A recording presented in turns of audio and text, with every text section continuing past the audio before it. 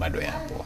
So kipindi hicho katika wale wanafunzi wanafunzi 12 waliochaguliwa kwenda kusoma kwenda sekondari, ikiwa mmoja alichaguliwa kwenda shule za vipaji, alikuwa ni mwanamke. Yes, nitakufichia ID yako lakini ulifanya vizuri. Alikuwa anaitwa dada Numpe. Yes, baada ya hapo tukafanya progress kidogo. Ikabidi sasa kwenda mwaka sekondari.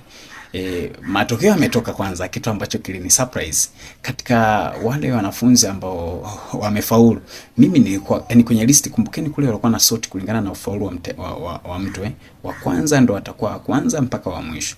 Kwenye shule yetu nilikuwa wa 12. Katika waliofaulu 12 mimi nilikuwa wa mwisho.